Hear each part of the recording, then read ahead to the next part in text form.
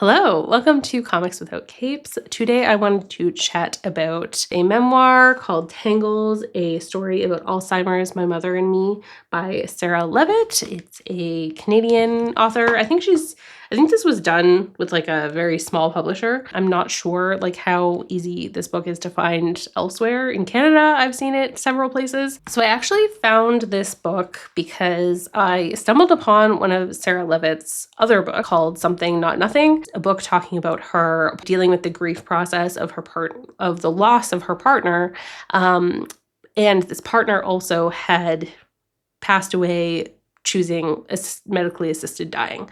So I thought it was a really good book to look at for a representation. It's queer representation.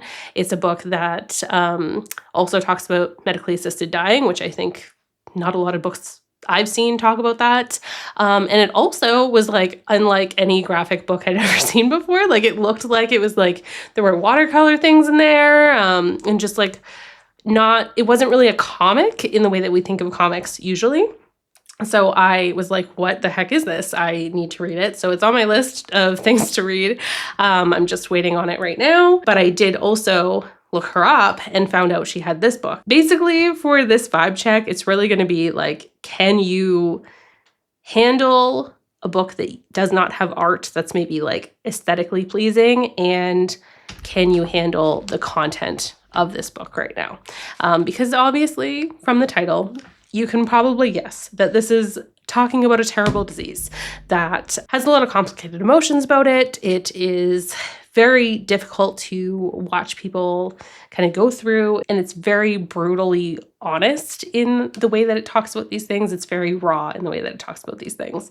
It is from the view of one person, and she does kind of give that little caveat that like this is her memories of what went on. She did write little journal entries and tried to actually make an account of these things as they were happening, but they are subject to being her experiences, and her other family members probably have some things that they absolutely agree with, and they have some things that they were feeling differently because they were different people. But it is a great book for really sharing some of that complexity of dealing with an illness like this. I would recommend it if you think that you would benefit from having somebody that maybe has gone through something that you have, if you have had to deal with any of this stuff, or if it's something that you kind of are trying to prepare for. It might be something great to read. It also might be something that's very difficult to read at that time.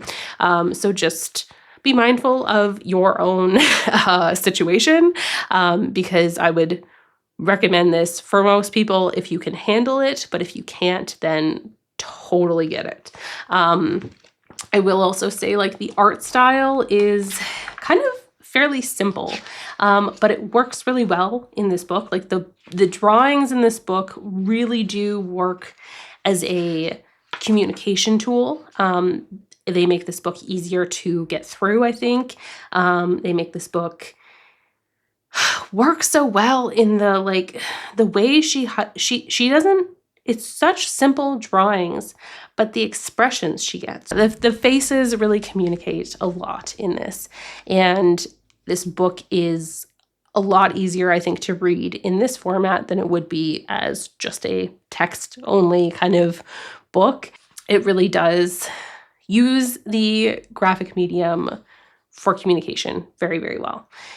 Does it look great? Not always. Like I don't think it's the most like beautiful drawings in the world, but I think they are so good utility-wise, communication-wise, that I think it's fantastic. So one thing that did bother me and that may irritate some people is that there's no like speech bubbles or like text boxes, or even like little indicator lines, and everything is kind of in the same font.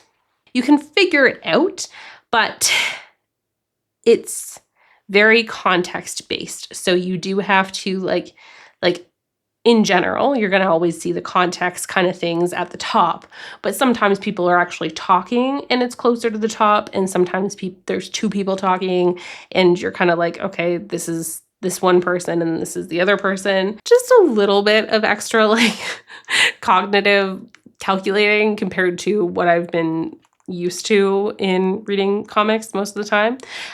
So just keep that in mind, that if you're really a stickler for like formatting stuff or how things look, if you really like them to be visually very easy to follow in that way, that might be something that bugs you. So she says that she was doing all these notes. So she would draw things, she would do sketches, she would also just like write notes about what was happening.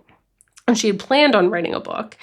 She had done like some stories, some essays, but she says that she collected a bunch over these 6 years and compiled them into a booklet, and then realized that instead of writing prose about her mother, she wanted to do a graphic memoir, and then spent 4 years making this book. To me, it kind of feels like a book that was made in comic form or graphic form out of necessity. I think that speaks to the strength in these graphic memoirs, right? We really see how there are some people who almost make these out of necessity to do them in graphic form rather than out of a desire to have things in a graphic medium.